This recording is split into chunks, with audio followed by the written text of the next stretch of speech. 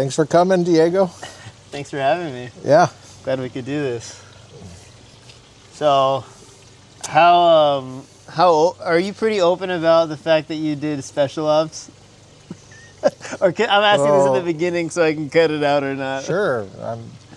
It's the way that term is used can be a little misleading sometimes. It's used different ways, and depending on what you did in the military, you might not know how it was being used. It's different than the term special warfare in the community that I was in, which is in the intelligence community. Okay. We did operations in direct support of special warfare, but also there's more that the Navy does than probably most people are aware of. Yeah. Like when I was a kid, I was not aware that the Navy did as much as it does do. And that was back then. It does even more now. Okay. So, is that clear enough? It's probably not clear enough, right? Well, I think that's way more interesting than playing volleyball. So.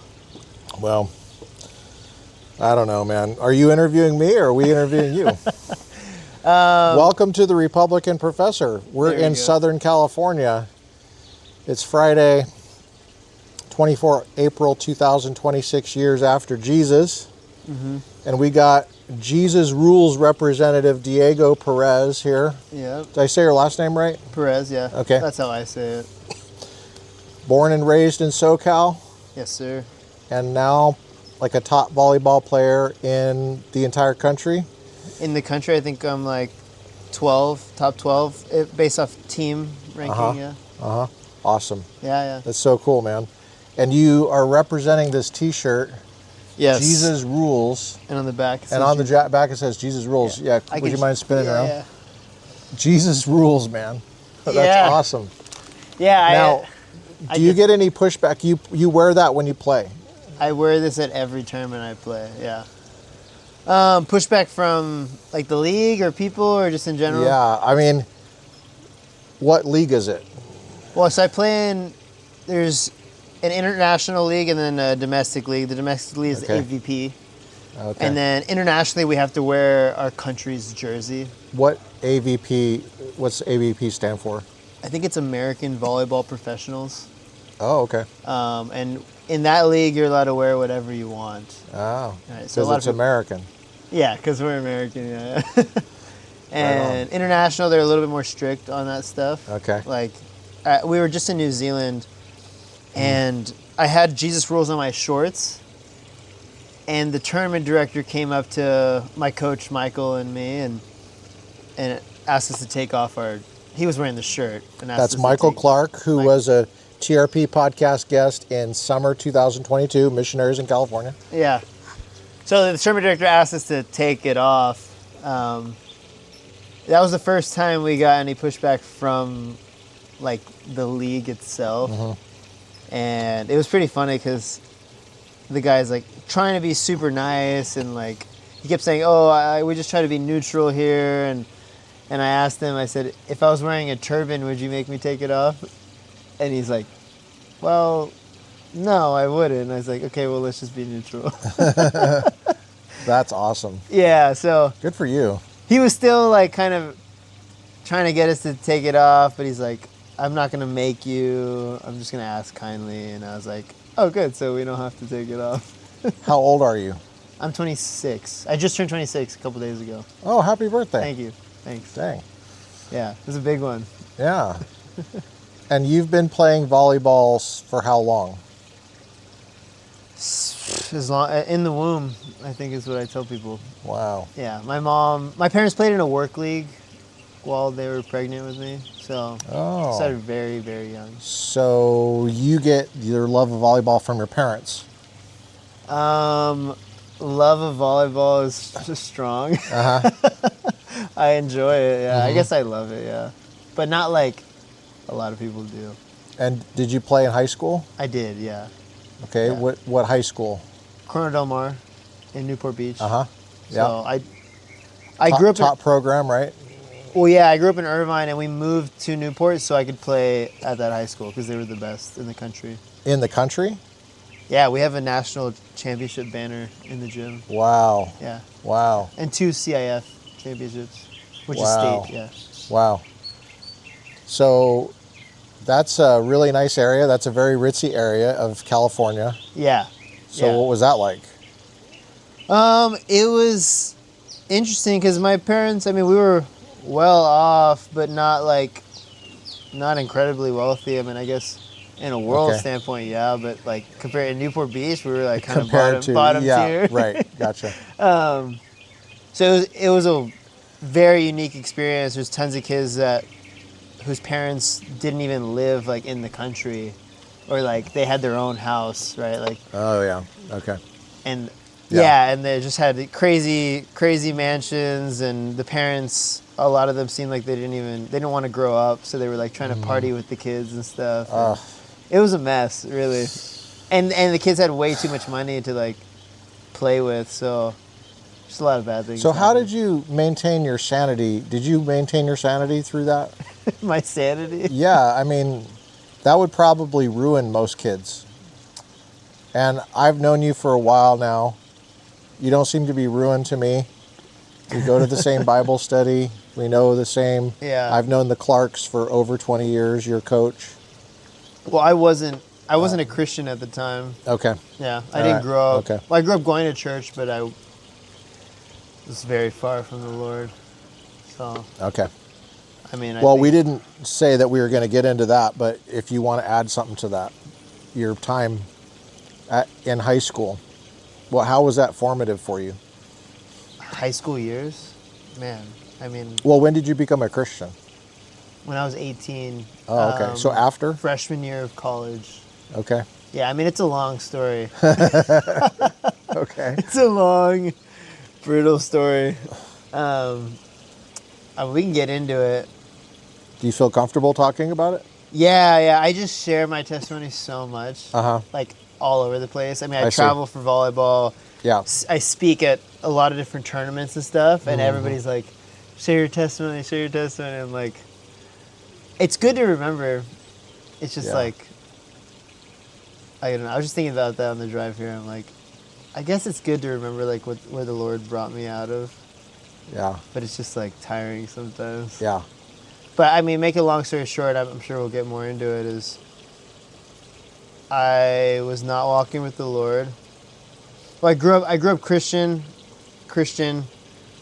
believed in God, kind of, but was just like living my own way, however I wanted. Now, is that how your parents were too? And you were just kind of mirroring? That's kind of how my mom was kind of like that. Okay. And my dad, I found out in high school, that he did not believe in God or the Bible. Did he go to church? He went to church, yeah, but it was kind of just for the morals of it, is what he said, yeah. And I think that actually, looking back on it, probably had an impact on me abandoning the faith completely when I was in high school and becoming an atheist. At least I thought I was.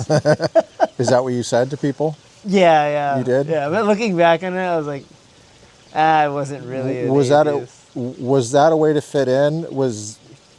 Did many people say they were atheists in your high school? Was that cool? No, I didn't. I don't think I really knew what most people believed. Oh, okay. Like, you just don't talk about it, or? I don't think people talked about it at all. Almost. I remember like thinking I was a Christian, like going into high school, and then think I could relate with other people who said they were Christians. And you were going to church? I was going to church almost every weekend, yeah. On Sundays? On Sundays. Okay, so that's kind of a traditional... What church was it? Mariners Church in Irvine. Oh, wow. Why are you laughing? It's a big one. Yeah, okay, all right. Yeah, my friend... Just putting it on the record, that's all. My friend's dad, who wasn't religious, but I guess grew up kind of Catholic, he calls it the disco church. Oh, okay. But because they're very I've never been, so I know people that go, but I've never been myself. Well, I think people who like grow up with very like, I guess, reverent churches, like Catholic to Orthodox, they just see non-denominational as like a party, which I understand. But Mariners didn't really like teach the Bible much. So like I heard a form of the gospel, but I don't think it was the true or complete gospel. Right? So like what I believed in wasn't even, I don't think, the fullness of it.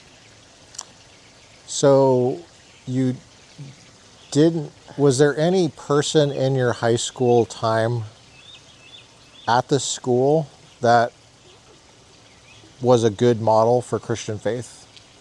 No. Not at all. Wow. No, I don't remember anybody ever talking to me about the Lord in like a serious way that I looked up to as a role model at all.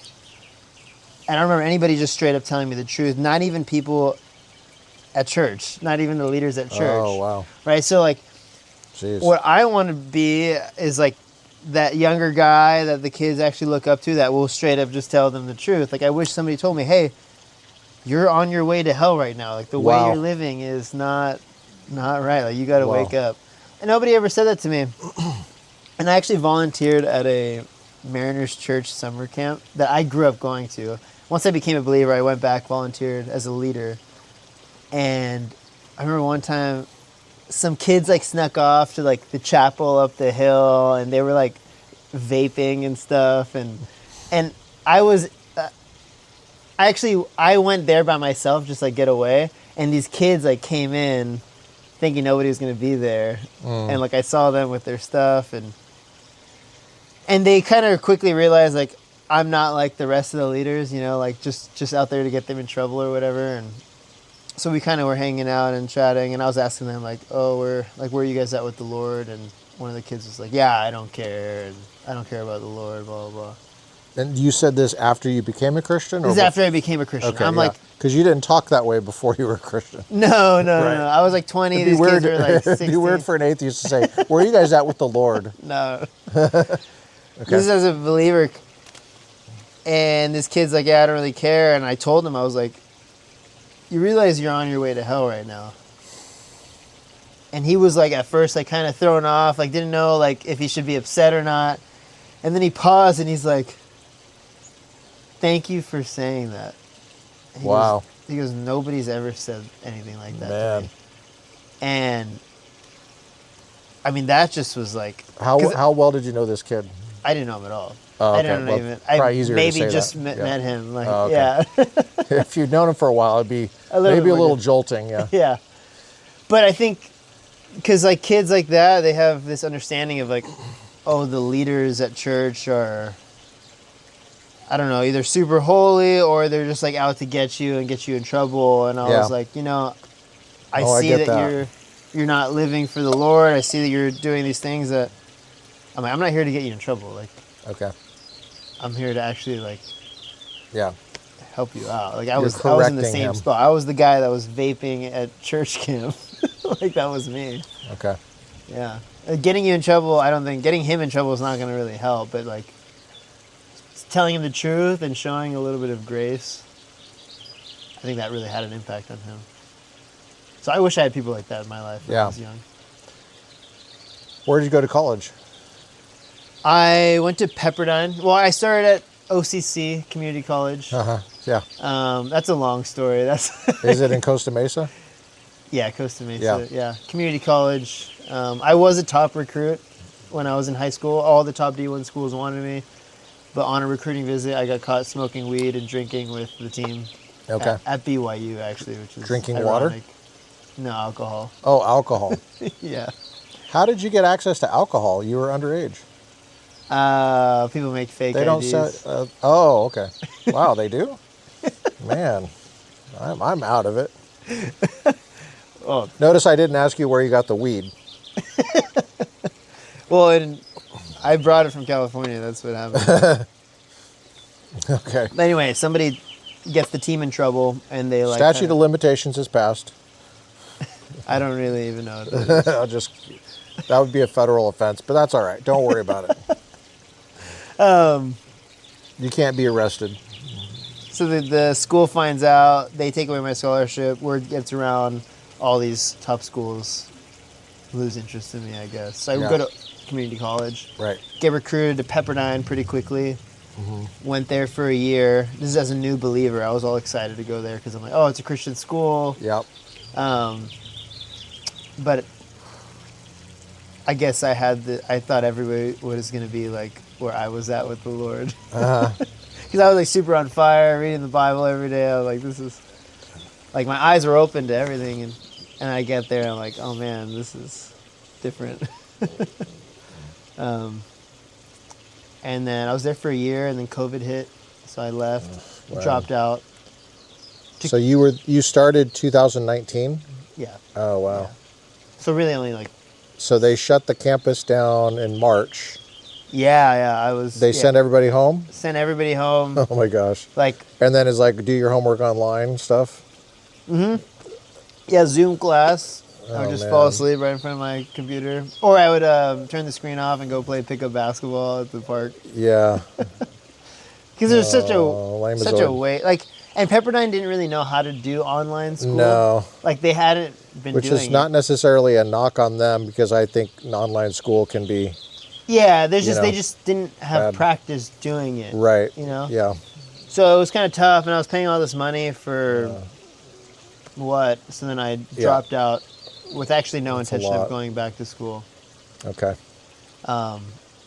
Did you finish your semester okay? I'm sure they were very lenient on grades. I finished one semester okay. I did another semester during COVID, and I kind of just gave up like halfway through. I couldn't do it. Yeah.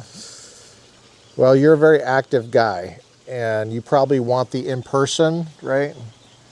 You know what? Which is good. It depends on the class. Okay. Because I went to Masters. Okay.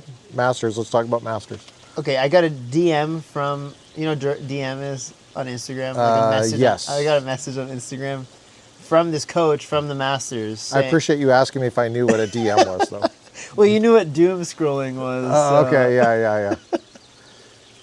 Yeah. Anyway, he messages me on Instagram asking me... I thought he was asking me to come speak at his school to his team, because I'm like Christian, I played D1, and this is like an NAIA school, low level. So I get on a phone call with him, and I quickly realize that he's trying to recruit me. And I told him, oh, no, I'm not interested. Like, I don't want to go back to school. And my thought was, like, Masters, like, they're probably not even a real Christian school. Like, I was just at Pepperdine. Like, and he goes, well, why don't you just come on campus, just to see, like, because ultimately you want to know what the Lord wants for you, not just what you want for yourself. And I was like, okay, you got me. Like, sure, I'll come on a visit. Okay. And he goes, and I think I can get you a meeting with John MacArthur. Did you know who that was? I kind of knew who he was because of YouTube. I would just see like little clips of him. You would? Okay. Yeah, just see little clips of him like roasting some woman pastor or something. Oh, wow. My extent, I didn't really know much about him. I just see some clips and like, oh, this guy's like straightforward. Okay. Can I pause that for a second? One sec, just because because of the difference in our ages. I'm a little bit younger than you are, so yeah. Well, I knew who John MacArthur was a long time ago because I would hear him on the radio all the time. And do you know what a radio is? Do you know what the radio is? I've heard about it. Yeah. Well, like for example, when I was in the Navy, driving to and from work or the grocery store or whatever, I would oftentimes have it on the Christian station, and it would be like John MacArthur preaching, So, I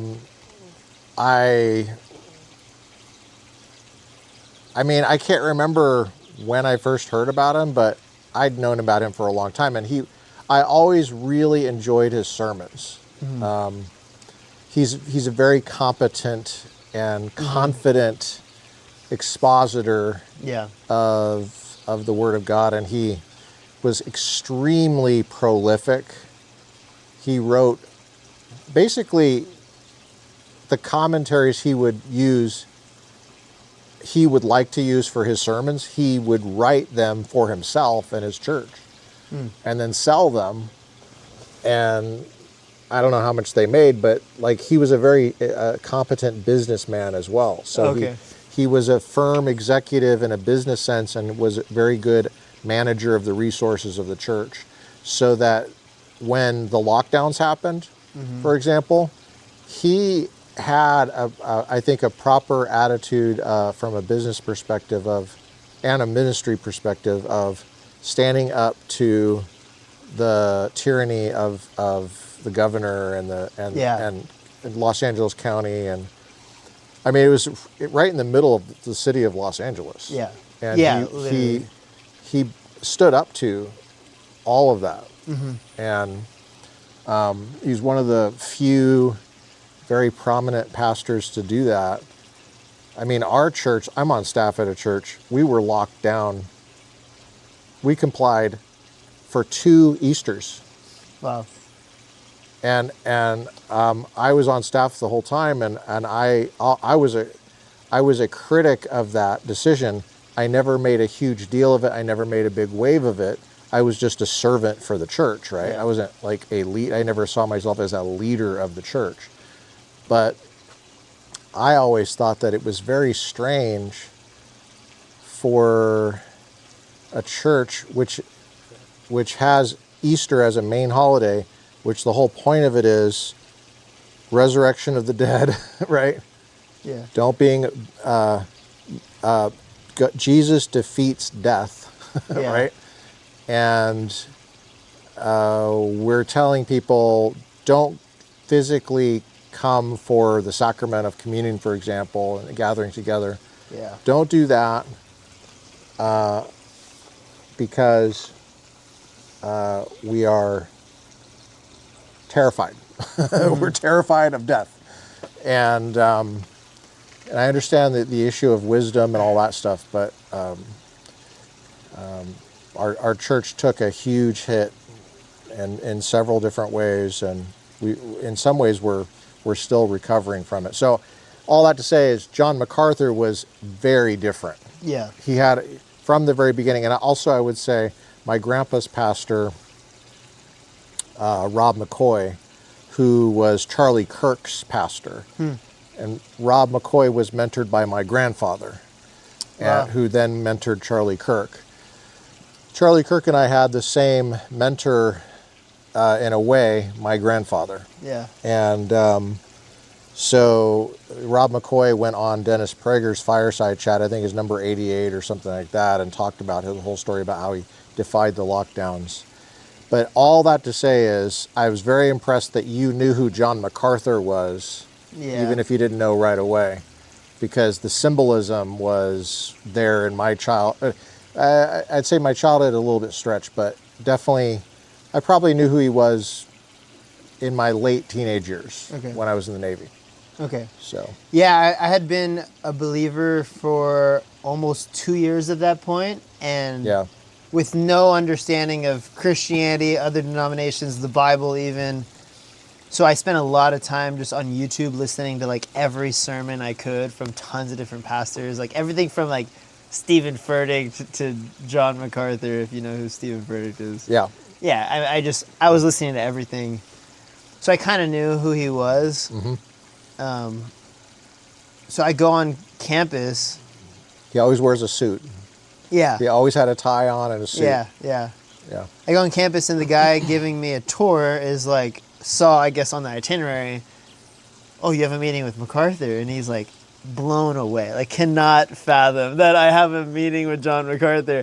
And that's kind of when I realized that was not normal. He only met with 2 people, and I think the whole time there, like for a recruiting visit. Wow, really? And it was me and this other guy that played basketball, but yeah, so this guy was blown away, and that's when I realized, oh, I think this guy is like a big deal. And I met him in person, and he was like very different than I thought he was going to be, like very humble and kind and selfless, and just a really good dude. And he kind of convinced me to go to to Masters. I was telling MacArthur, I'm like, I don't really want to go to school. And Was he wearing a tie when you met him? I don't remember. Okay. I think he had just come from like a golf shirt or something? I think he had just come from physical therapy. Oh, okay. Because he was pretty old at the time. And Yeah. He was barely like able to walk. So I think he was just wearing like a button up with no jacket. Did he ask you for any money or anything? Did he ask you how much cash you had on him? No. Okay. Well, because he was always asking for people for. No, I'm just kidding. I'm kidding. He always needed a loan. I'm kidding. The opposite. He was. Yeah, he sold like $5 a year. He was fine. Yeah. He was fine. Yeah. But he was really sweet. He was like trying to convince me to go to the school, and I was like, this is kind of backwards. I feel like I should be trying to convince you to let me in. So how would you characterize that meeting? Was it positive for you? Yeah. Okay. Yeah. If I didn't have that meeting, I don't think I would have gone to Masters. Yeah. Okay. So how long were you at Masters then? 3 years. Did you finish? Did you get your degree? Kind of. Oh, wow.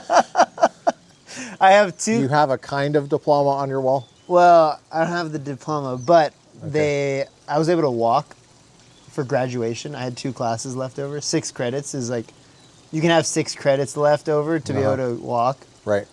So I have those 6 credits left, Okay. and it's like So it's now a matter of whether you want to do that to get your degree? to get the piece of paper. Okay. And I mean, I'm going to just do it this next semester. It's online. Like, it's like boring business classes. I see. Human resources and I think business communications, which pretty much now is just type it into AI and have it send the emails for you. Okay. Well, I would recommend you don't do that, but yeah. No, Officially, but yeah. I would recommend you don't do that. don't do what? Well, I can always tell when an email is generated by AI. Okay. I get pitches. People pitch me constantly to come on the podcast, constantly. Yeah. And I rarely respond to them because no matter how the pitch is, I can always tell that it wasn't written carefully. It wasn't written intelligently. It's fine as far as grammar goes. It's fine even with the kind of interaction, limited as it is with the podcast. Yeah. There's really 2 different types. Is it okay if we talk about this for a sec? We can talk about anything. We're setting your story aside, which I want to get back to how you actually, how did you actually become a Christian? We haven't really talked about that yet because so far it's been like your high school atheism, all that, fake atheism or whatever. Then boom, all of a sudden Christian, and then now you're at Pepperdine, where I taught for 10 years at Pepperdine. Yeah. So I know what you're talking about as far as Pepperdine goes. I think they're trying to make some improvements, I've noticed. I don't know if you've noticed that. Since the lockdowns. They changed their branding. Maybe a little bit. Yeah. I think they're getting a little bit more serious about the faith because I knew aspect. the president, Jim Gash. Okay.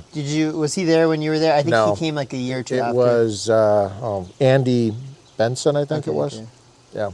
I knew Gash, and I was like, this guy seemed like a solid dude. I didn't think the school would go in this direction. Well, it's oftentimes not necessarily the president. It's the board. It's and it's all the line officers down below that are making sort of very micro decisions about grade inflation and stuff.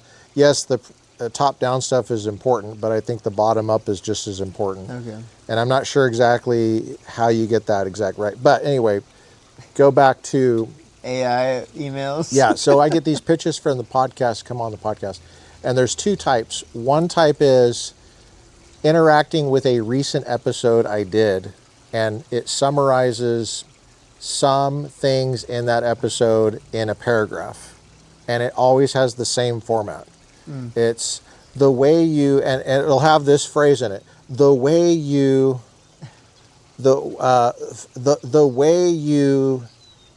summarized the recent court decision, blah blah blah, and did a chaplain's corner at the end, and blah blah blah, and then my guess, well, this blah blah blah, and it's like,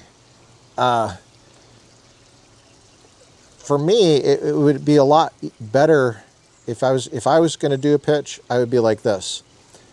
I took a careful look at this series that you did, and here's what I came away from it was my slight criticism would be this, but I think overall your project seems to be this, and my guy that I'm trying to pitch, he actually wedges into this project that you're doing.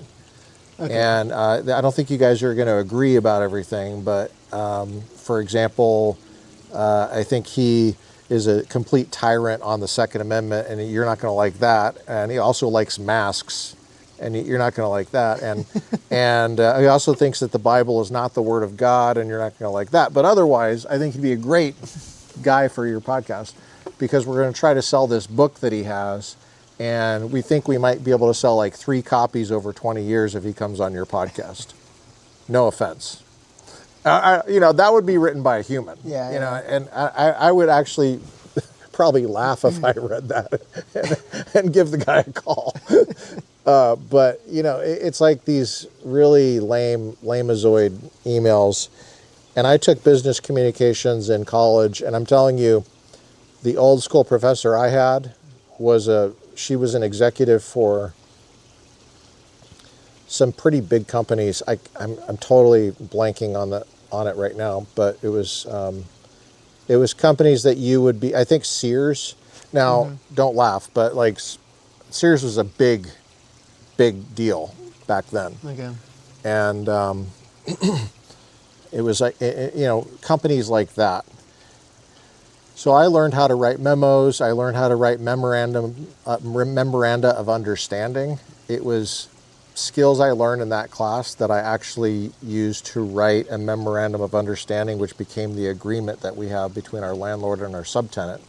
Okay. And in part, I used those skills I learned in college, and they were real skills. Mm-hmm. And I had to convince our landlord, which is the First Methodist Church, I had to convince the people in their denomination all the way to the top to approve us as an exception for a general policy they had against having subtenants.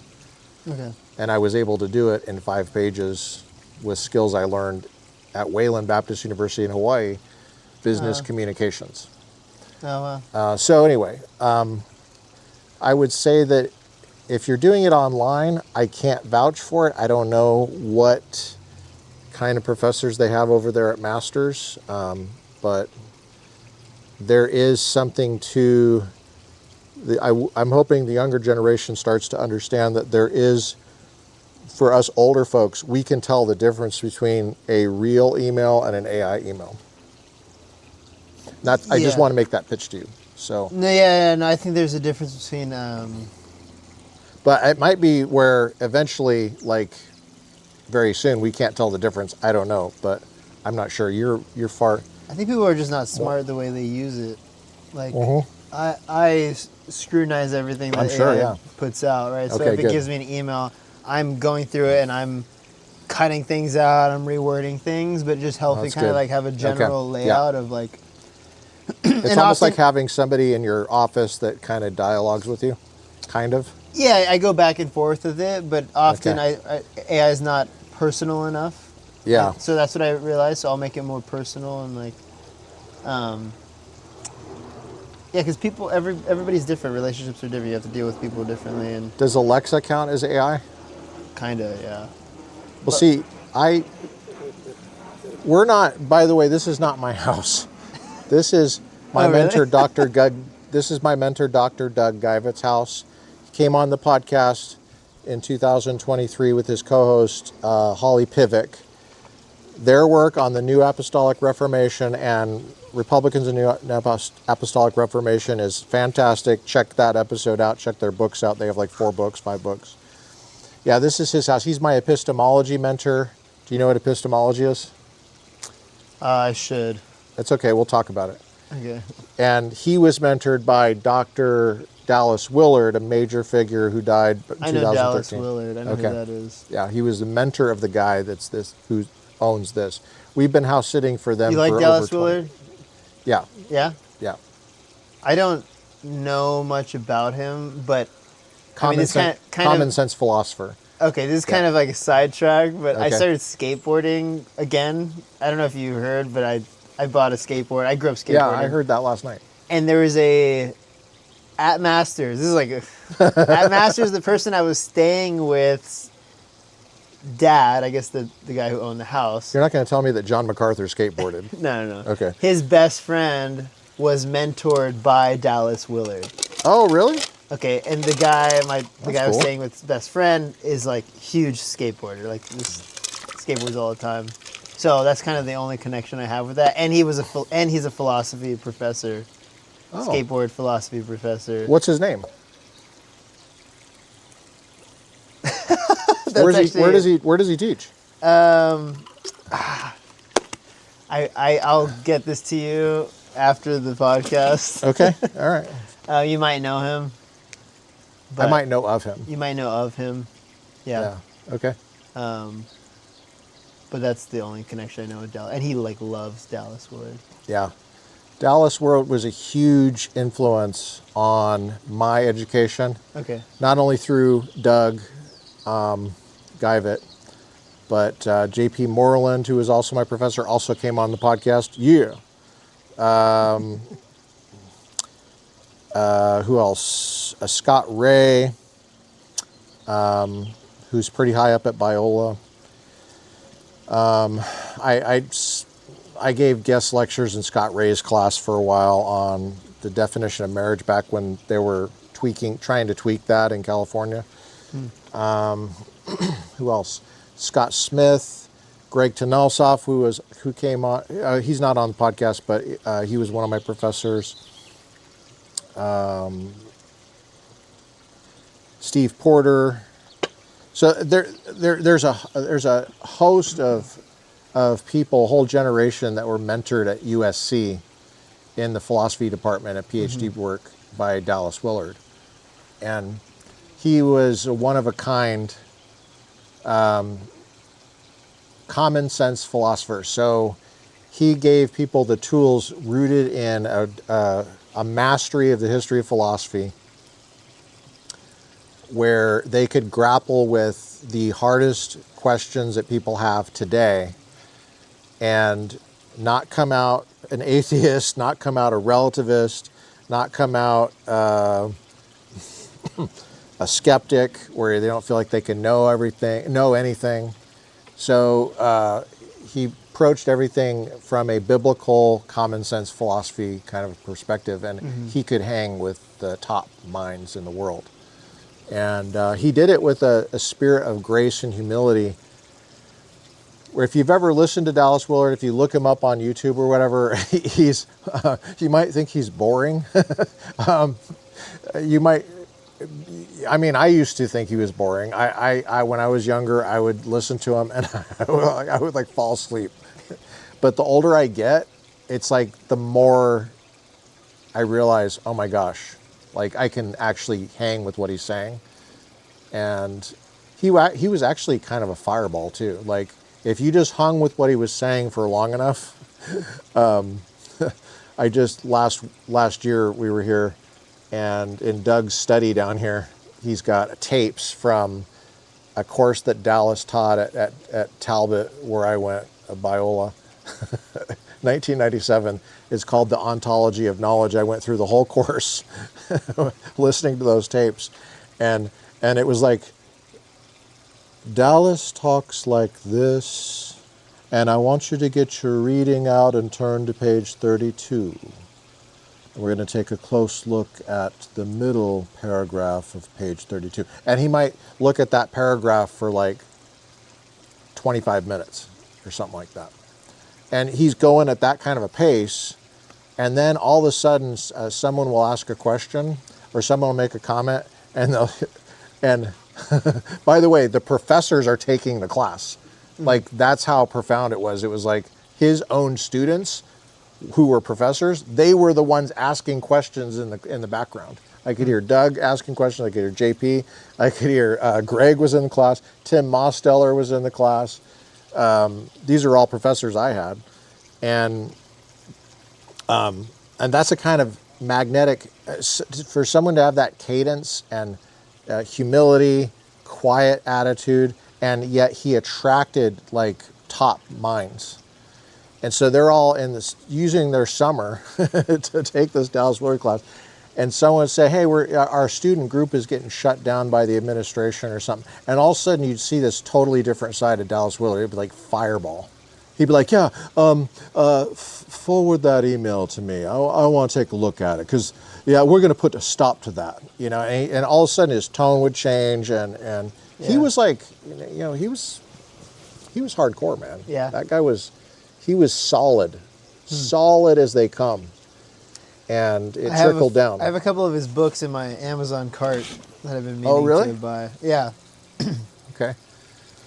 Yeah, this guy, his name, I know his first name is Brian, this skateboarder professor guy that was mentored by him. But all right. he recommended. Well, do you know his social security number? That can help. No, but we'll track him down. Yeah. Anyway, what were we talking about? Well,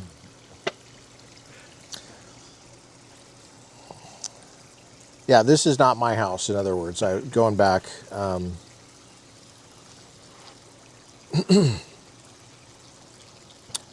Privileged to know these great minds. I think what I wanted to say is that mentorship is something that I'm hoping the younger generation really understands is important. Mm-hmm. And one of the reasons I like hanging out with you, Diego, is that I see that in you, as young as you are, 26 years old, I see that there's this, I see a reverence for mentoring, and I see how you are going to be a mentor to other people, and you already are, and you're using your gifts and your ministry in volleyball. You're using your talents, what God has given you, what you've developed, and what I know that you work very hard to hold, not only hang on to, but to advance to the next level. To basically showcase the gospel, you know, and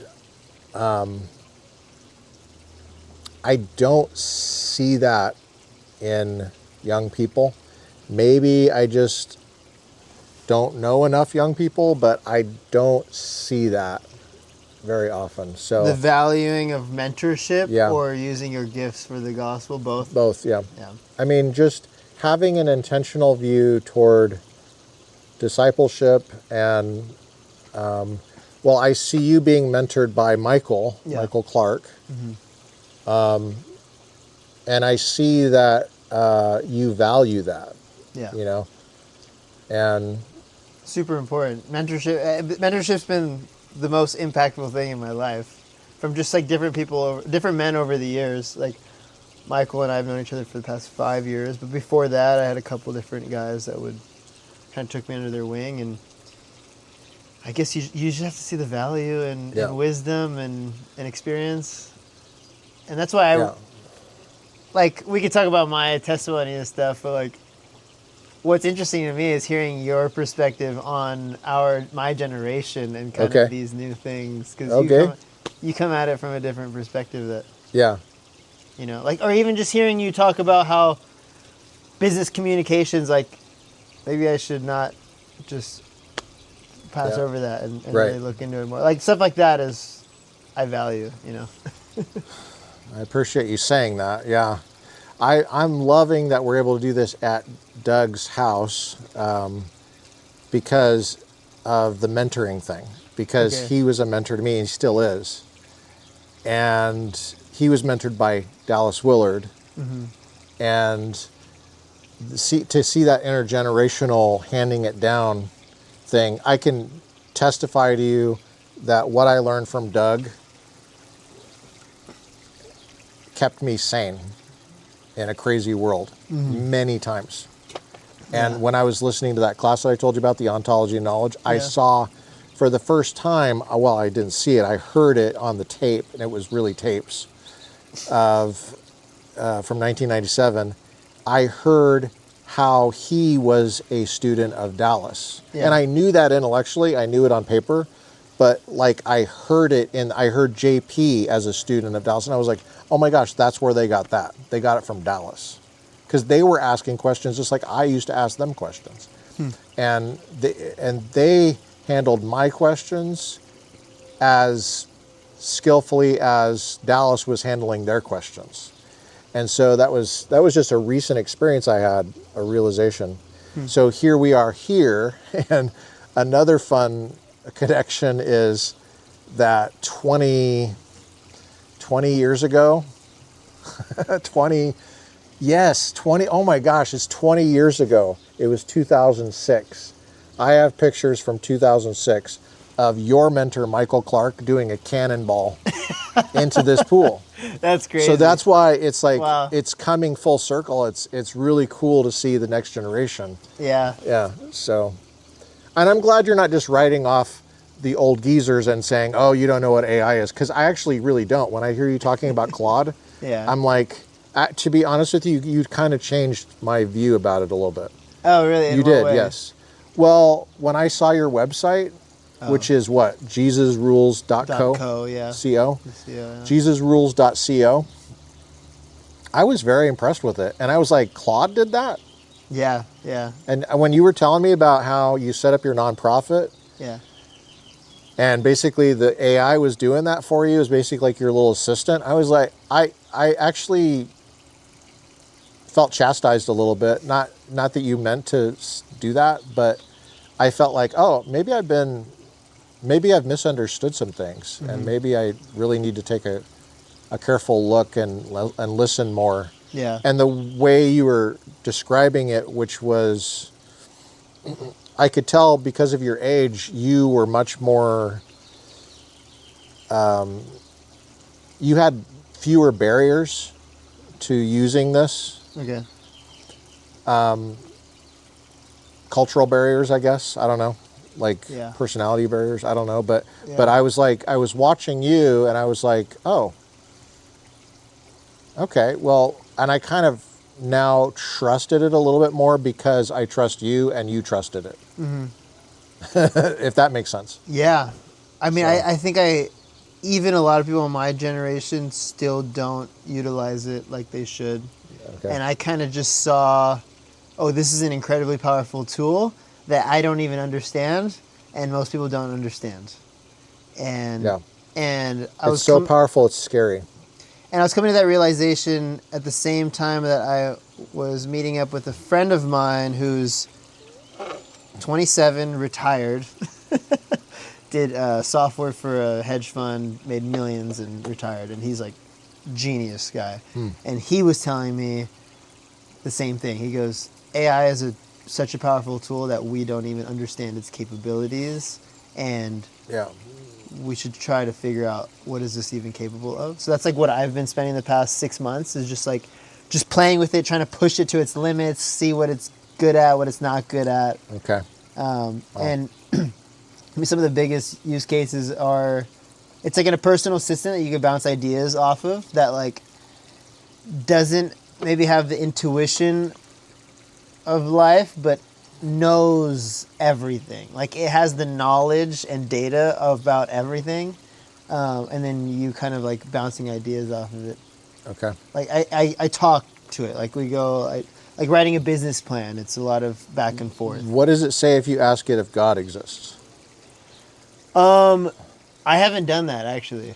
Okay. All I right. don't think I've. Well, Yeah. I think what you're saying is like in kind of an administrative context, Administrative content, Boom. a technical it's thing. stuff that we used to use kind of experts for, like consultants. Yeah. Yeah. Yeah, I think I just use it for perspective, Okay. a different angle from. Yeah. The administrative expertise part was what caught my Okay. attention, because we're probably going to set up a nonprofit this year, maybe, I don't know, but we got to make a decision about that probably in the summer. Yeah. And I was feeling overwhelmed about that, because I'm feeling kind of overwhelmed about the administration of the church that I'm I'm the only staff member, and I'm the administrator. And it's. I was thinking, oh, you know what? There might be applications here that are really helpful.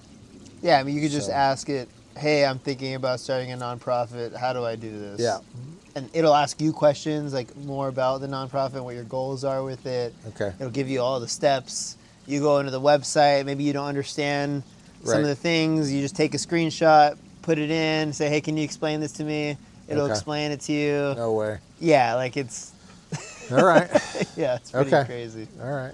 Okay. And then I've set it up to a point where it now clicks on my computer for me. Okay. So, All right. Okay. but that's another beast. Well, that's fine. I mean, as far as that goes, okay. And you've explained that stuff. I as far as, because everything I've done in my career is big stuff, big picture stuff. Like I spent 6 years in seminary. Big picture stuff. Does God exist? What's the Okay. purpose of life? Where are you going after you die? Creation versus evolution, all that stuff, you know. Yeah, I do we don't- have a soul, Yeah. or are we just body? I don't part? talk to it about that stuff. Yeah. Because it's worldly wisdom. What's wise to do on Iran? I spent 11 years doing a Ph.D. in public law and American politics. So, what's the proper role of the presidency, you know, in You know what I did figuring out what to do with Iran? So, but it's the AI applications to those big things that's what worries me. do? Yeah, I don't think it really can. But I'm not sure the younger generation understands that. That's don't what I think so worry either. about. Yeah, I know people that ask it like questions that you should only ask God. Okay.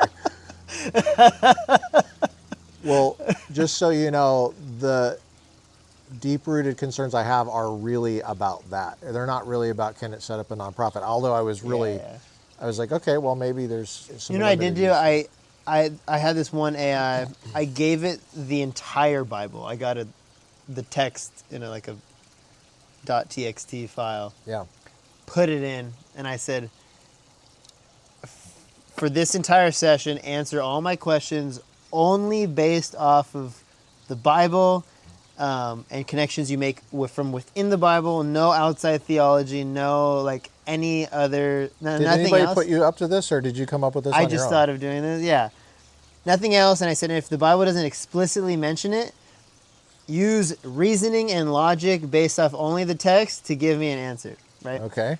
And then I asked it a couple questions that most of these companies are ran by liberals that it Right. wouldn't give you an answer if you just ask it straight up. But I asked it like, what did I ask it? Oh yeah. I think one of it was like women in ministry. Like, what's your take on women? And it gave me like I think a solid biblical answer. And then I asked it, A John MacArthur answer. if a country is chanting death to America Oh wow. and threatening the safety, like, would it be justified to go to war with them and completely dismantle their military and everything? And it said yes. Which is something that if you just ask AI without all those directions before, it might not give you that That's same interesting. answer. Right. Okay. And I asked it a bunch of different like controversial questions, and it answered very, very well. Okay. I was very surprised All right. Okay.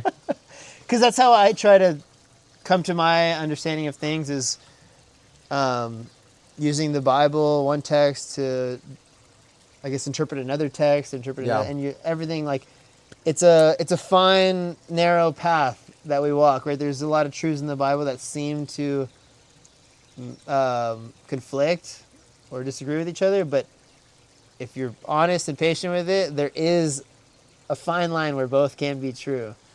Okay. And it was interesting to see the AI do that, I think, intellectually, honestly. All right. Okay. Okay. All right. Okay. This is helpful. Is that interesting? Yeah, it is interesting. Yeah, I do. My mind, where my mind goes is where is this going? What in further iterations though, and with younger and younger people that don't have even the grounding that you have. Yeah. What I mean by that is I'm trying to remember if I've ever seen you with the physical Bible before. I think I have. Yeah. Okay. Yesterday I had a phone Bible. Okay. So I grew up with a physical Bible, which obviously can't be edited or altered. It's so large that even minor alterations could possibly go under the radar for people if they weren't familiar with the original. Okay. Or, so I mean, maybe that's a tacky example, but like, I just worry about younger generation missing details. Like, I'll give you a little bit of, maybe this is a dumb example for something from teaching. I was teaching at Cal State Fullerton an upper level course called Constitutional Law, Civil Liberties. Okay. And it was all seniors, and that's an important detail. These people are about to graduate, okay? And I was scared, man. Yeah. I was scared. I had them for one semester, and I was actually frightened. That these people And this will is maybe in one day 2000. be This is in running the country. 2018. Okay. Okay. This is before This is the when it wasn't lockdowns. as This is before- bad. So I mean, I've been seeing like grade inflation, and just there's this tendency of grade inflation because the students evaluate the professors. The professors it's only natural for the professors to want to please the students. Yeah. And there's it used to be that never was what professors wanted to do.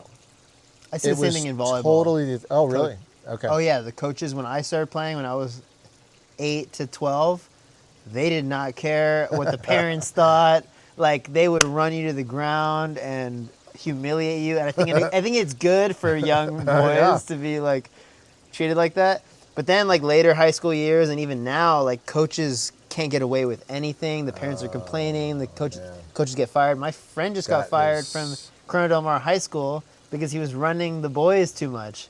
I came to a practice and I thought he wasn't running them enough. Okay. Right? That's an excellent, and that is very interesting. That is exactly what I'm talking about. Yeah. And it's so encouraging that you see that. Yeah. Yeah, okay, good. Okay, that's a point of connection. Because I would call that grade inflation. Yeah. That's what I'm calling grade inflation is. And it's happening in boot camp. It's happening in boot camp. That's dangerous. It's happening in our military. The current Department of War head, Pete Hegseth, he's pushing back against all that. Mm-hmm. And it's really hard to push back on that because it's really kind of in the water now. It's a sense of entitlement.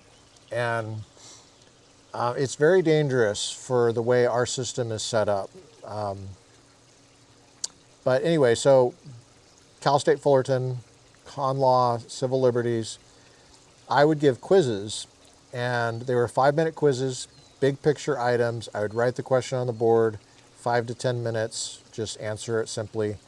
There were 4 possible grades, 0 if you weren't there or didn't do it right, 1 out of 3, 2 out of 3, or 3 out of 3. And the reason I did it is because I get a lot of quizzes. I can look at it very quickly within less than 30 seconds. I can see, I can see if it's blank, right? That's a 0. Or if it's totally off, you're making up some story, right? If you had like less than half, I'd give you 1. And then I have to make a judgment if it's like more than half. And I would give the benefit of the doubt. 2. And they were very easy to perfectly nail, right? 3 out of 3. So 3 out of 3 was just a check mark. And I'd move on to the next one. And all I'm looking at is more or less than half, I totally nailed it, nothing. So this one time I was feeling good. And I was like, hey, it was like early in the semester, and I was like, I'm going to actually just tell you what the next quiz is. I would not tell them what the quiz is, right? Because they just had to study their notes and all that. It always came from the lecture or the reading, usually from the lecture. So I wanted to encourage them to show up. So it's an in-person class, Cal State Fullerton, seniors only. We might have had like one junior or two junior, I don't know, but full class. And I said, here's the next quiz. The text of the First and Second Amendment. And this was early in 2018, and I believe it was right around the time that Florida, forget the name of the school, Stoneman or something. I forget. There was a murder, a mass murder there with firearms. Okay. Okay.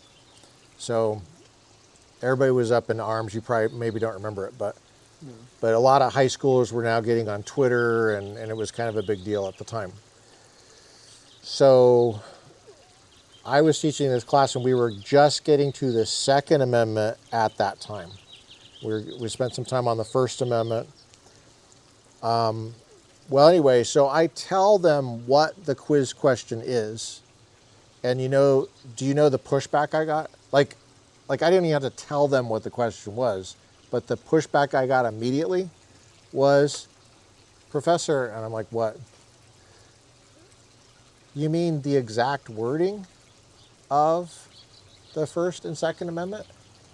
And I said, this is what I mean by I'm talking about details, right? Missing details. I said, no, I mean how you would phrase it, like if you were a founding father. Okay. And I was being sarcastic. Yeah. The way you would phrase it if you were going to go to court and rewrite it. Okay. And, just make up your own law. I said, yes, the exact words. The exact words are what the law is. And she was like, she had a reaction to the fact that totally inappropriate too, because she didn't understand I was actually just letting them know what the quiz question was. And I told them they had to memorize it. And there was another question, and they were like, so you mean we have to memorize it? That was the follow-on question. And I said, like I said, you can do your wording if you want. You'll just get it wrong. It's like, I don't know how many times I have to say that it's kind of like running the guys too hard. You know what I mean? It's like, well, why would you think that I'm running them too hard? Doesn't that imply that you know how much they should be run? And that would mean that you're the expert and I'm not. And maybe I'm seeing something in them that you're not. Like, how do you tell how hard to run your athletes, right? I mean, you said that your friend got fired, and you would say he wasn't running them hard enough, right? And yeah, I came to practice, and he's like, I'm like, what are you doing? These guys, like, I would be running them to the ground right now. The way they were practicing, I'm like, what's going on? He goes, don't worry, we'll get there. We've made a lot of progress. What kind of workout routine do you guys have with volleyball? Like, I know that you guys are hardcore, man. You practice in the morning. Yeah. Can you walk us through like what a workout is? Like, what's? It depends on the time of year. It depends on like where we're at in season. Off season is way more brutal, right? Like, Michael thinks we're invincible. Wow. Like what time of day is this? Does it vary? It varies, but we were doing 6 a.m. pretty consistently, even in the winter, which was brutal. Because I heard, like, after Bible study, during Bible study, I heard you guys talking, and you were like, I think I heard him say, yeah, I'll be there at like 5 to pick you up. I couldn't remember, like, that was 5 a.m. He picked me up at 5. He's been consistently picking me up at 5:30 when we have to go up to LA, because two of my partners are up there. Okay, yeah. So we'll start at 6:15-ish, 6:30. And you go to the beach to work out? Okay. Yeah. On the sand. On the sand. We'll do our warm-up training. In the off season, we'll do conditioning after. So like, we would have a weight vest, like 20-pound weight vest on, do sprints, burpees. Oh, wow. Like about 100 burpees is what we were doing. Wow, geez. Yeah, which is, and I mean, I could make it easier for myself, but I kind of have this thing in my head of like, I mean, I guess everybody says this, you're going to play the way you practice. So like, I could do a half jump on my burpee and it'll be a lot easier, or I could jump as hard as I can every single time. So I'm like, am I going to train myself to not jump very high? Or so I'm like, I kind of make it a lot harder for myself, but yeah, it's brutal sometimes. What's your drive? Like, what is your internal drive to be excellent at volleyball? That's a good question. It really is, I believe God wants me to do this and do it to the best of my ability, because I'm not very motivated like I was when I was younger, of like having the success, or the game is just not as fun anymore. Yeah. So it's just, I believe this is what the Lord wants me to do, and do it the best I can. That's you have to have the drive. I mean, what you're talking about, like 100 burpees with the 20-pound vest on in the sand. Yeah, I'll be doing the burpees, and I'm like thinking in the middle of it, like, this is not worth it. Yeah. This is not worth the success. Right. This is not early mornings. It's just not worth the success. And it's cold. If you don't know, it's cold at the beach in California in the wintertime, right? Yeah, it's like 40 to 50. It's not pleasant. It's not super cold, but it's not fun. It's not fun. And I think 40 in California is worse than 40 everywhere else. There's something about the ocean that makes it more intense. But I remember thinking, like, during the burpees, okay, this isn't worth the success. And then I just think of, like, what Jesus went through on the cross, and I'm like, this is nothing compared to that. I can keep going. So. Well, when I think of the sand, I mean, I grew up in Colorado, and I didn't know what it was like to run in the sand in high school or whatever until I got in the Navy, and then I had to run in the sand in boots. In boots is tough. And, in the summer too, and it was not fun. Yeah. For me, it was hard. It's really I thought it was hard. Sand will get you. Sand gets me. Yeah. Like. Yeah. Yeah. Well, so there's got to be an internal drive. I mean, I think it's a bunch of things. I asked Alexa earlier. I was like, "Make me a professional volleyball player," and nothing happened. Yeah. And by the way, that's not like that hard of a thing for her to do. Like, she can play music and stuff. I would think that she could make me a professional volleyball player. No, I mean, that's not the world, right? She can't even make me a cup of coffee. Like this coffee, I had to make it myself. Alexa didn't do anything. Well, not yet. She sat on her freaking butt. Eventually, they'll be making us coffee. Yeah. Well, I think this kind of it goes back to how you changed from high school to before. It was your summer before Pepperdine. Yeah. So. What happened? I lost everything I cared about that I built my life on. Like I said, I lost my scholarships. Volleyball was a huge part of my identity. I ended up getting hurt too. I tore a ligament in my foot. I couldn't play. Oh. My dad ended up getting cancer that year and passed away like a few months later. And then I was dating this girl, and that ended pretty bad, and then so we had to move out of Newport. Couldn't afford it anymore after my dad not being there, and all my friends were off in college, and so I didn't have any friends, and kind of all these things I built my life on just fell apart right in front of me in like a year. It was literally happening like a matter of a year. Was this during OCC? This was like very beginning. This is like senior year going into freshman year of college. Okay, so this was community college, Costa Mesa. Yeah. Okay. And I'm there just sitting there like really sad. I mean, it's kind of hard to portray how sad I actually was, and I was just thinking like, am I gonna just do this all again? Like, am I gonna just get all these things again? And then what? Like, I can get success in volleyball again, have a relationship, family, friends, but I don't know, whatever it is. And then what? I could lose it all again. So I'm like, that's not very smart. Like, what can I build my life on that will always be there? Wow. And I realized the Lord is the only thing that will always be there, that will never fail, never die. And I kind of knew that was the Lord just slapping me in the face, waking me up, of like, just get me back on track. And I remember just like wanting the Lord to speak to me and give me direction, and even crying out to the Lord, like probably audibly saying like, what do you want me to do? And the thought came to my mind, like, if you want to hear from the Lord, you should read his word. So my mom had a Bible. I went in her room, found it. I like flipped it open to a random page.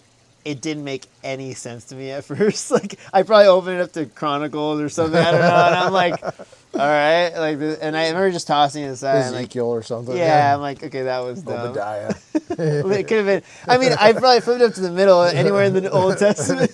Yeah. Yeah. I don't know why we think it works like that. Oh, man. And then a few hours later, I'm like, let me try again. And I flip it open to the New Testament. The same day. Same day. Okay. Yeah, and Wow. flipped it open to 1 Timothy. And Whoa. I remember just reading it and just thinking, like, this is so true. That's just like, that was the thought, is this is true. I've never heard anything explain life, reality like this. Wow. This is true. And I kind of was sold almost immediately. Do you remember what passage it was? I do. It's kind of funny. I have a feeling I know, but I don't Do know. you? No, I don't know. I mean, you probably do. Okay, so I'll tell it. Just 'cause it's funny. So I was dating this girl at the time. She went to New York to go to school. So we're doing long distance. And she's in New York, going to clubs and stuff at night. And I told her, I was like, hey, I don't really like the way you're dressing. Like, when you're going out, it's kind of scandalous, blah, blah, blah. It'd make me more comfortable maybe if you didn't. And that was part of the reason why we broke up. She was like, too much pressure on me. Okay. 1 Timothy is a passage that says women should dress modestly. Oh. Right? And I remember thinking, I was right. Yeah, you were right. Okay, that was one of the there you first go. things I read. And That's hilarious. And then I quickly realized I wasn't so right about everything else. Oh, man. But that was one of the first things that hooked me. Wow. But then, yeah, just reading more of it, I was like, wow, this is really true. And I was sold immediately. I didn't know, even though I grew up going to church, I had never read any of that. Man. Like, it was all brand new to me. Yeah. And I was like, all right, like, whatever this says, I'm going to just do it because it's right. Yeah. Okay. So then I learned about the gospel, my need for salvation, and then really understood like the weight of it all, of like, this isn't just something you do on the side. This is like everything. Right. This is literally the most important thing by far. Nothing even comes close, which I didn't know that before. Wow. I mean, I tell people this. It's so simple. Like, I tell people, if this is really true, if this is really God's word, you have to say it like that. If this is God's word, then you should do what it says. Like, and people don't think about Makes it. sense. I'm like, yeah, like, It makes sense. you should do what it says. And if God really came down and died for your sins and rose from the dead, that's like the most incredible thing ever. But the problem is, people don't actually believe that. Yeah. So. Wow. That's a personal encounter. That's quite profound. Yeah. How did you go from that personal encounter with you in a room with God's word to seeing the importance of community, mentoring? Mm-hmm. Did you already know Michael at the time? I did not know Michael. Okay. I didn't know any Christians. One of my friends from high school, I saw on Instagram, he was like kind of similar thing was happening to him. So we were like chatting a little bit about it. But okay. I immediately just started going to every church I could think of, like every midweek, every like just trying to find people that were like thinking the same as me. Uh-huh. And I was so discouraged that like it seemed like nobody cared. Wow. I was trying to talk to people at church, and maybe they were believers or not, I don't really know, but it was just like so dull, and I'm like, this is exciting. Like, this is incredible. Why are we not acting like it? Why are we not acting like our lives should be great? Like, we are children of the greatest. Wow. Our lives should be great. We should be striving for just like the best. Right? Yeah. And your dad had died my dad within had the died last year. Within a year, yeah. And I remember going to just a bunch of different churches. That's pretty fast. He died. Yeah, it was like a few months. Was it pancreatic? No, it was gum cancer, but then it was like actually a melanoma, like a... Oh. I don't really... It spread pretty quick. It was the chemo that really killed him, yeah. But... What year did he die? 2017, December 2017. Okay. Wow. Right.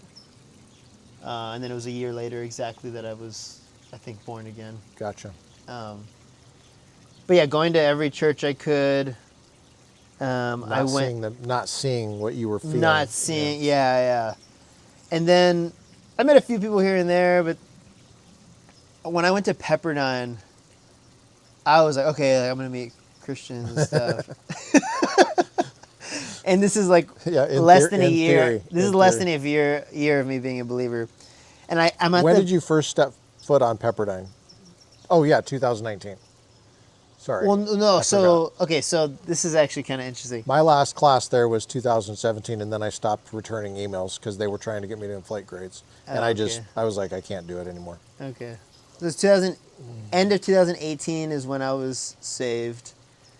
Couple months later, I'm getting recruited to Pepperdine. Oh, no, I'm not getting recruited. This is what happened.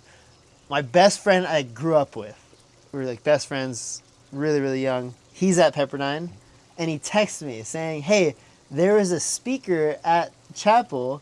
His name is Diego Perez. Literally exactly my name. Oh, wow. So he's like, so I thought of just texting you and saying, like, hey, do you want to come up and just hang out for a day? And I'm like, oh, yeah, sure. I went, stayed with him for a day. I get on campus. I'm like, oh, everybody's really nice. This is a beautiful campus. I never thought of Pepperdine, Christian campus. I ran into somebody on the volleyball team that I knew from high school. And I was like, hey, can you connect me with your coach? He said, yeah. I texted the coach. Coach said, oh, yeah, I know who you are. Come to practice tomorrow. And I committed that day. Oh, wow. That's crazy. Yeah. He knew who you were from your high school? My high school team was the best. So, like, every college coach knew. Wow. Like, kind of who we were. So, yeah, I committed the next day. Yeah, it was pretty wild, yeah. And, yeah, so I get to Pepperdine. Hey, do you think we could pause this and do, like, a potty break, refreshment break? Yeah, can you give me 1 minute? Yeah, let me. I just wanted to. Yeah. I'll wind this one down. I've had to pee for a bit, and it's starting to get to where it's that or listen to you kind of a thing. And okay, well, let's take a break. Okay, you sure? Yeah. Okay. Well, we're back from break. Yes. I was in the middle of saying, yeah. So I got to Pepperdine, and so I didn't really know any believers, or any, I guess, believers to my standard at the time, you know, because I was all on fire. But anyway, I'm at a Pepperdine practice, and there's this guy standing on the side, like not dressed in volleyball gear, and he's just like watching our practice. And he's not one of the coaches. He's like one of the first. Was he wearing a suit? Was it John MacArthur? No, it's at Pepperdine. And he's just standing there, and I had some time, so I went up to him and I was like, hey, like, what are you doing here? And he goes, oh, well, I'm the team chaplain. Oh. And I'm like, what is that? I didn't even know what a team chaplain was. And I'm like, what is that? And he goes, well, basically, like, I meet with guys and I help disciple them, mentor them. I was like, oh, cool. Like, I've been praying that the Lord would bring somebody like that into my life. And he goes, oh, great. Like, let me get your phone number. We'll meet this week. So I started meeting with him weekly. And he just like went through scripture with me. And that was pretty foundational for me. Oh, cool. Yeah. That's great. What was his name? Kenny Izuchukwu. Kenny Izuchukwu. So he was never knew him. getting his MDiv at the time. Okay. He went to UCLA for undergrad, played volleyball there. And I was just blown away that this guy would be spending so much time just pouring into other people. And it wasn't just me, it was many other people he would meet with. And like, for free. Wow. like he has no benefit. Wow. And I didn't know how he did it with a job and going to school and meeting all these people. Wow. Man. Yeah, I think I was asking about how did you meet Michael, and then how did you make the connection between that foundational experience that you had with God in, finding your mom's Bible, opening up to, some rando passage and, some fiery Old Testament context or whatever. Yeah. And then hitting 1 Timothy. And who knows, that might have hit you differently if your girlfriend hadn't been going to school in New York City. Yeah. Was it New York City she was going? What school was it? Fordham. Oh, Fordham. okay. Wow. I think, did Trump go there for a little bit, maybe? I doubt it. It's in the Bronx. No. It's a Catholic school, allegedly. Really? It was in Manhattan. It's Jesuit. She was in Manhattan. Well, they may have a Manhattan branch. It was a really nice area. She may live in Manhattan. Oh, okay, good. But the Fordham is in the Bronx, and it's in a rough area of town. A very rough area of town. It's the roughest part of New York, is Bronx. Okay. Well, anyway, Jesuit. It's Jesuit. I taught at Loyola Marymount for over 10 years, and it's a sister school to Loyola. So they may have an extension campus in Manhattan that I don't know about. It's quite possible. I visited. Would not surprise me. Manhattan. Yeah, it was really. But their main campus is in the Bronx. Yeah, that's where their main.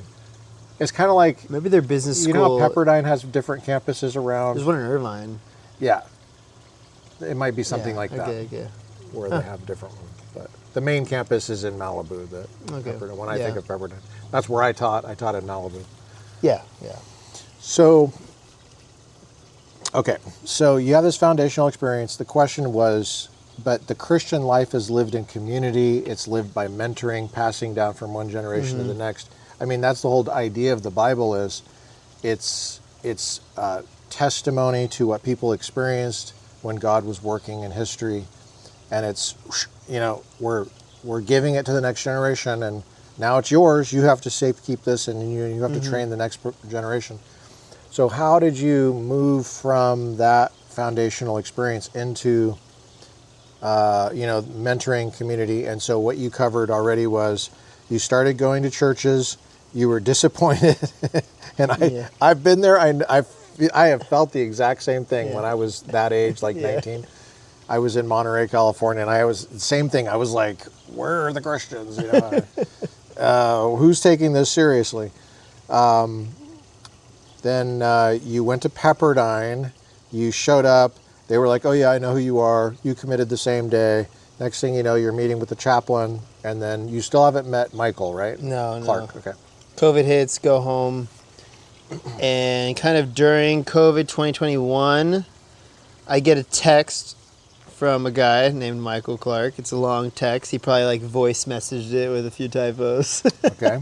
And cause that's what he does, voice messages it and then sends it without looking at it. Oh, is he? I didn't know that. Yeah. Oh, wow. So a lot of times I'm trying to decipher his text. Oh. But anyway, his long message, hey, Michael Clark, used to play pro, starting a discipleship training group is what he said. Oh. We're going to take the Word of God seriously and volleyball seriously. We're going to do a couple days a week for this many weeks. Show up this day. So I showed up. I was one of many guys who got the text. First day was probably 8 guys showed up.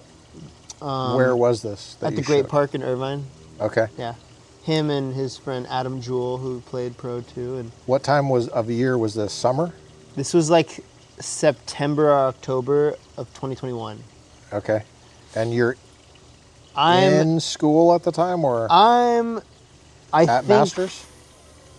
I think I'm not in any school. Oh, yes. Okay. I think I was actually maybe doing my first semester at Masters online. I did online before I showed up in person. Yeah, because LA had the campus closed down. LA County. And there was a way to do it to transfer my credits the best. And Okay. Gotcha. Volleyball eligibility is kind of a mess, but show up and Michael's like preaching the word. Like, now, how did he get your number? Do you know? How you never heard of him before? I was coaching at J. Sarah, and the head coach's parents told me, "Hey, there's a guy, pro guy, who's like going to be starting this discipleship." Is that a high group." school? J. Sarah? J. Sarah, yeah, Catholic high school, private school In San Juan Capistrano. Okay, that's really far south Orange County. Okay. Yes, yeah. But Michael spends a ton of time down there, so Gotcha. he knew like this family. So Michael did research on who was like I don't know how coaches or whatever. Okay. No, he found out who were players at a decently high level that were claiming to be Christians. Wow, how did he find that out? I don't know. Okay. I need to ask him. I wonder how many guys. I never had that conversation with him. Yeah, I wonder how many guys he texted. Probably like 20 guys. Okay. Maybe more. But these people kind of like mentioned it. Months later, I get this text from him. And I think he got my number from, I played a small old school tournament, doubles with like this older guy, and we won the tournament. This guy, Carl Ring. And I guess Carl knew him and was like, hey, you should check out this guy. Yeah. Probably Christians in serious volleyball is probably a pretty small community. Yeah, and I've been pretty outspoken about it like from the start. So everybody knows. Right. Okay. Yeah. So I show up and Michael's preaching like the truth, not holding back. I mean, you know how he is. Well, he says everything is like very straightforward. Uh-huh. And I'm like, man, I love this. Like, this is real. Almost none of the guys came back except for like two of us. And him and Adam Jewell, and it was pretty much us four for like months. And the guys would come in and go out, and I was just like one of the only guys that were just consistently showing up. I mean, it's free practices, and this guy's teaching the Bible. Like, what else could I want? Wow.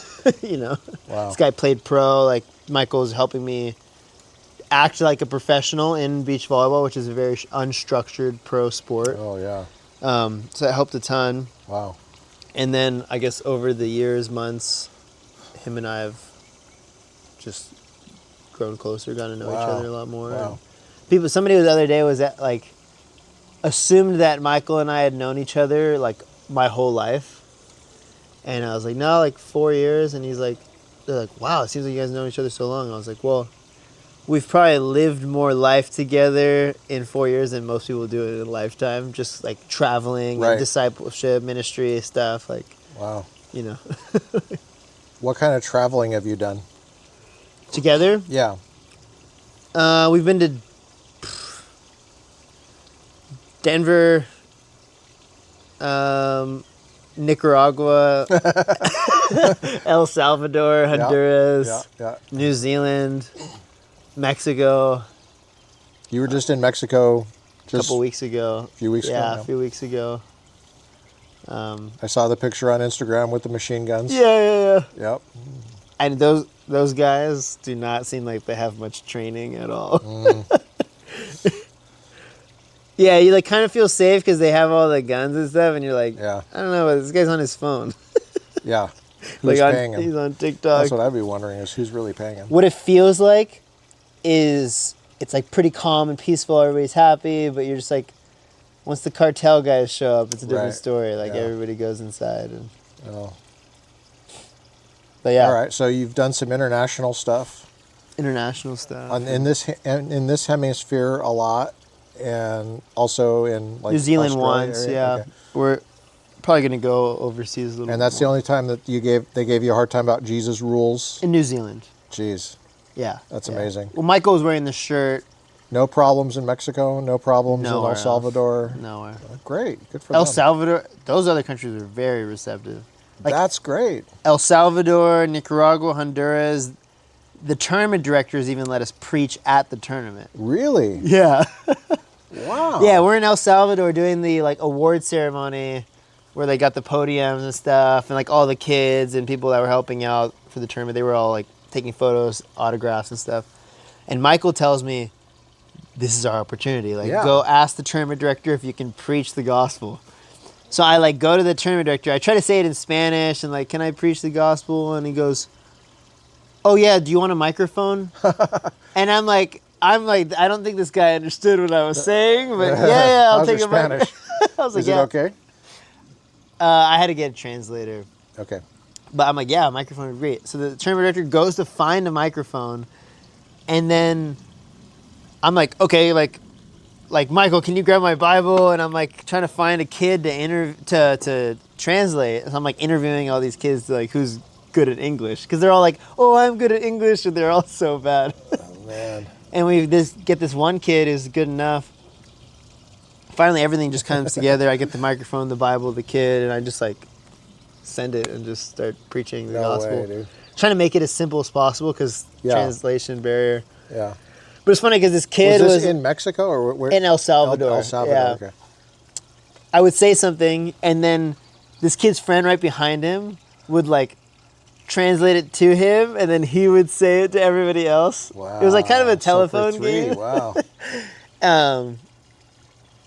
And then I was trying to listen to make sure they were getting they all it right. become Muslims and they're all wait.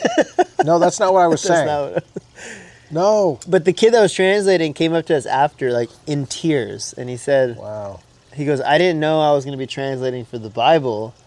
He said, I grew up with my parents Christian, trying to get me to grow close to the Lord. I never wanted anything to do with it. This was a kid from there or from another team? Okay. El Salvador, a volunteer. Who was there for the tournament? He was helping out with the tournament. Gotcha. Yeah. And he goes, but this past month, I felt like the Lord was really like calling me to him. And he goes, but this morning I woke up and I prayed and I said, Lord, you gotta speak to me today. Like today you have to just tell me something. Yeah. No way. So he was like in tears. He goes, and I didn't know I was gonna be like preaching to myself. Yeah, that was pretty wild. Yeah. And you're having these kind of experiences at your age. Do you think of yourself as a missionary? Yeah, technically, but I don't like. Technically. I don't like what comes with that word. Yeah. Like, okay. just there's a lot of preconceived. All right. Well, we don't have to use that word if you don't want to. We can use Misionario. Yeah. Mercenary? No, just kidding. You're an assassin for Jesus. Yeah, I'm a secret intelligence. I'm a special ops. Spiritually slaying. You're a spiritual slayer. I fight dragons. Yeah, you do. That's serious work you're doing. Your skill on the volleyball court, which comes at a high cost and a high spirited dedication, is for, what would you say? It's for what? I mean, you enjoy it. Yes. Yeah. I guess it's. But it doesn't seem like there's enough. That would not be enough to really motivate you. No, I wouldn't play. Yeah. Well, I think that, like, if you become at the top of your game in a beach sport like that, it's beach volleyball, right? Mm-hmm. Okay. So I would imagine it would be very tempting from a human level to be motivated, if you weren't a Christian, to be motivated by, worldly stuff like admiration, worldly pleasures, sexual appeal, maybe money. I don't know how much money is in there. Probably not very much. But what's the thing of like why I became a Christian is I had all those things and they failed me, right? So like now it's like that's not really. I mean, sometimes tempting, that got broken. Yeah, it's like I already know. Was it when your dad died? Around that, yeah, around the same time. Okay. Yeah. Was it mainly your dad dying, or was it? How would you say it's over 50%, under 50%? Was that part of what got under 50% of the reason? Yeah. Okay. You had to move. I think it was more losing. Lost your girlfriend. I think it was more losing volleyball. Because of the injury? Injury and scholarship. So which came first, the injury, and then you lost losing the scholarships came first, and then so I went from D1 recruit to. How did you lose the scholarship? I got caught at a recruiting visit doing drugs. Okay. Remember? So you got caught. I think I missed that part about getting caught. Well, sorry about that.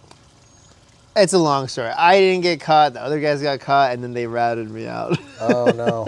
Okay. So administratively, there was a penalty there. Yeah. Okay. So like lost D1. I'm no longer this D1 athlete, and then I got hurt. So now I'm like literally can't even play at all.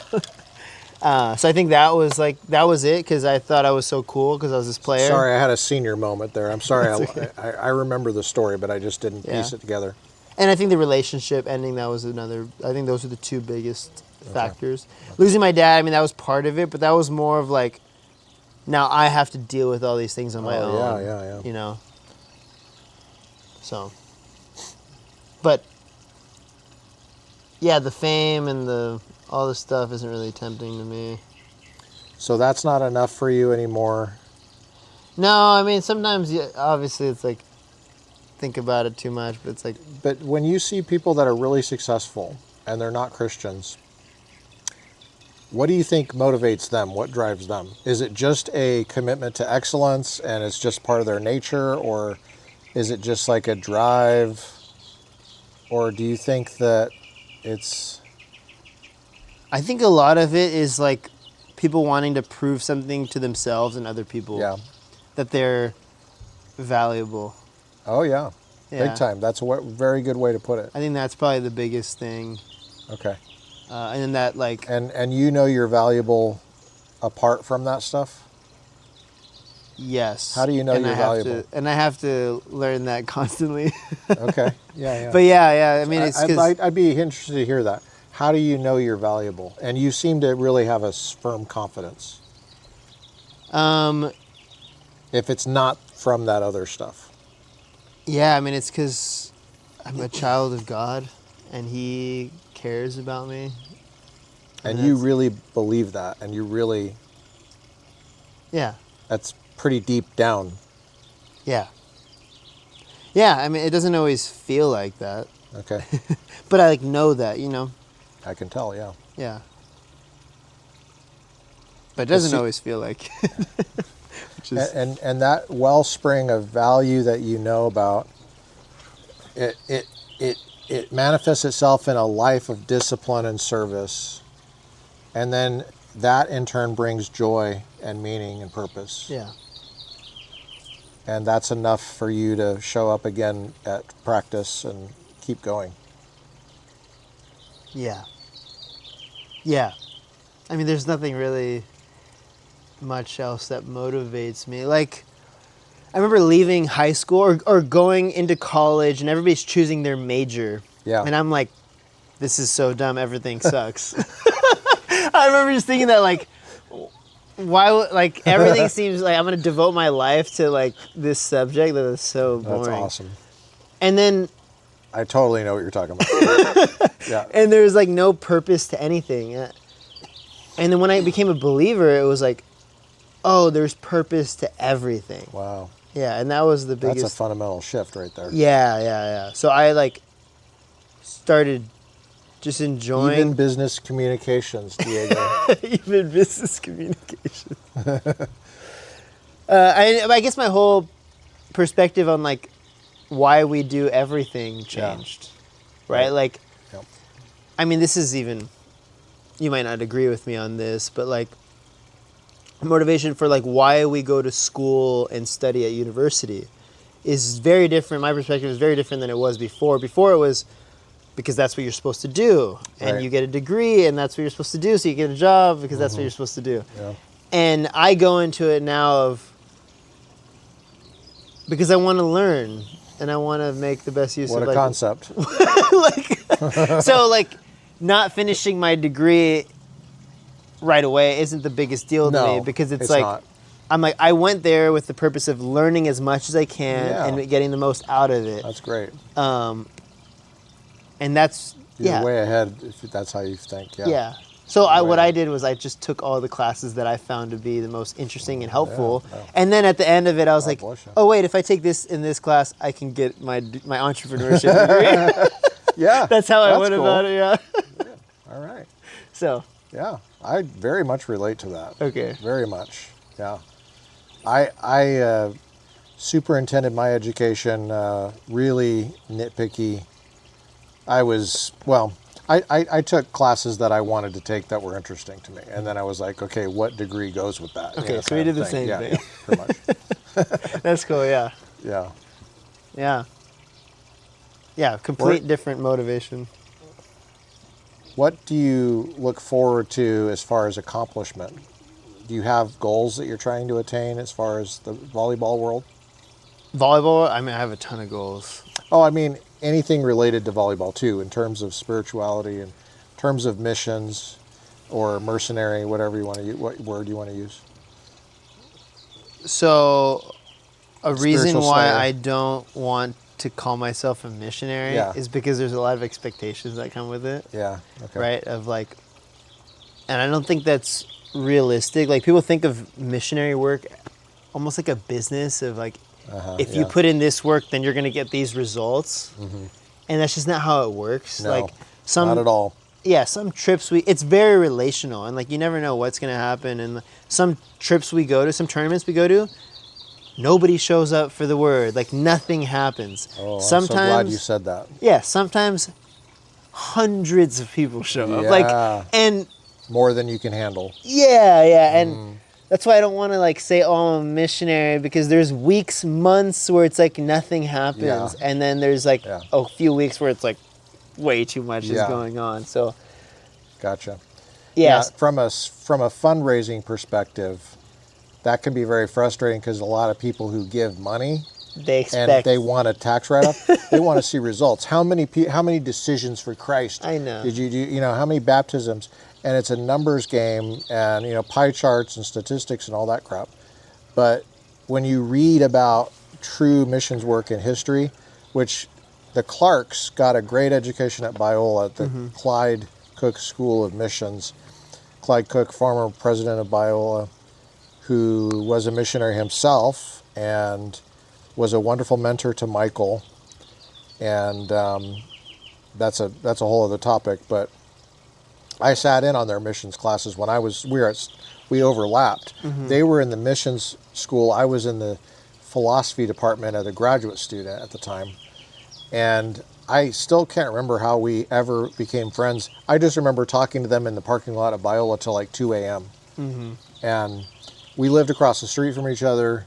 So anyway, somehow, it might have been in the gym I ran into them or something. I can't remember. We just started talking. But it wasn't normal for philosophy students to hang out with the missions. I think I would go over there because I was just interested in missions. Yeah. But I'll tell you about a book I read about a missionary in China, just really briefly. There was a guy that was there before World War I, before the Communist Revolution.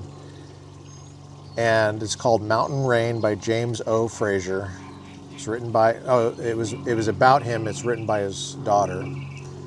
And he did missions work in China, early 1900s, no fruit for 8 years. No fruit. And he had a prayer team, financial support. It took 6 weeks for a letter to go through Burma back to England. Wow. And I mean, I'm amazed it even went that fast, to be honest with you. And I'm reading this book, Mountain Rain, and what he went through there. And that was before communism. That was before the Nazis. That was before Japan took over. And all that stuff was coming. And the work he was doing was foundational for whatever church would survive communism, whatever church would survive the Japanese internment camps and all that stuff. It was people like that where they were putting the groundwork, and thank God they had a prayer support team. Thank God they had a mission support team who weren't going, well, tell us about the number of, the numbers of baptisms. Tell us about the numbers, break the numbers down for us. Like a mega church kind of a thing. because it took 8 years for him of really hard labor and like sickness and disease and not speaking the same language very well and misunderstandings and going up mountains that were so steep, like the mules, he would like fall off the mule because that's how steep it was. Wow. And mudslides and, so weeks without protein, just eating rice and vegetables. Dang. Can you imagine? Yeah, that's sick. Anyway, so I think of your work and I think of the fact that you can't plan it out where you're like, you're going to get these results, you're doing this to get this result. Rather, you have like a relational modality where it's 95% of it is showing up and being consistent. Literally showing up. That's what, Michael said a lot. Just being there. Show up, be there. And then let the Lord do whatever he's going to do. Every tournament is different. We never know how the layout's going to be, what the vibes are going to be. So it's usually a few days of us like building relationships, kind of scoping out the area, seeing, and then just kind of waiting for the Lord and seeing like, okay, when's the best time to like go for it? Or sometimes it's one time in the week. Sometimes it's like 3-4 times that we gather people. Like we never really know. And it's not like most people think of missionary work as like you go to this country and you build a well or you build a house and it's all, or you speak at a summer camp where somehow all these kids show up. Right. Like where do they get them from? And it's not that. It's very much like trailblazing, like going into unknown places and I've never thought I was going to be friends with volleyball missionaries. Beach volleyball missionaries. Yeah. Not talking about gym volleyball missionaries. Beach volleyball missionaries in California. Yeah. Never thought I was going to be hanging out with you guys and that you guys take it so seriously. Yeah. And I cannot emphasize this enough, having known Michael for so long. They take it very seriously. Yeah. And I know you do too, and I'm very impressed. Thanks. Yeah. And this is the first in-person episode I've ever done on this podcast. Nice. And I owe that to you because you brought the equipment and you said, why don't we do it in person? And that's another thing I love about this guy is I was like, yeah, we'll do it on Zoom. And you're like, why don't we just do it in person? Last night. And it's a younger person saying that. It's a person that survived the lockdowns of 2020. And you're like, why don't we do it in person? And I was like, what an old school concept. Oh my what's gosh. funny is Michael will text me and I'm like, just call me. Yeah. I'm like, just call me. That too. That's awesome. That's awesome. Yeah. I wish I could get you to rub off on some of the younger folks that I know in my ministry context. Man, that's cool. Well, I know you got to go. Yeah. You got to go. Is there anything you wanted to add at the end here? I'm going to pray for you. That'd be great. We can end with that. I don't really have much. Let's have a little chaplain's corner here. I'm going to pray a blessing over you. Father, we thank you for the life of Diego Perez and his family, his mother, and do you have any siblings? I have 4 siblings, and none of them are believers. Okay, 4 siblings. We thank you for what Michael Clark has done in Diego's life and this chaplain at Pepperdine. What'd you say his name was? Kenny. Yeah. Lord, we thank you for any positive influences that John MacArthur had. I would have loved to get more into that. Yeah, there's a lot. I know. There's a lot there. Lord, we thank you for the heart that you've given him for the work of discipleship and showing up with excellence on the volleyball court for the sake of the kingdom of God, for the sake of human flourishing. because this is all about the well-being of people created in the image of God. We want the best for our neighbors. We're commanded to love our neighbors, and that's what we're doing. We're trying to. By the power of your Holy Spirit, we ask that you would continue to empower your servant here, Diego, his coach, Michael Clark, and his family, and anybody else involved. The people that provide financial support to JesusRules.co and Clark's on a Mission, Lord, that you would abundantly provide beyond what they need. Thank you for that. Lord Jesus, we thank you for the perfect life you lived as a model for us and dying a sacrifice for us on the cross. Holy Spirit, we thank you for raising the Lord Jesus from the dead so that we may know that we're going to have eternal life like that. And that could be something we can look forward to with you. And empower us, teach us, and we ask for your protection and blessing. In Jesus' name, amen. Amen. Thank you. Wow, right on time. Yeah. Great. Yeah. I'll help you break down this stuff. Yeah, I'm not really in a rush, Okay. but thanks for having me. I'm not Russian either. I'm American. Yep. Nothing against Russians, though. Well,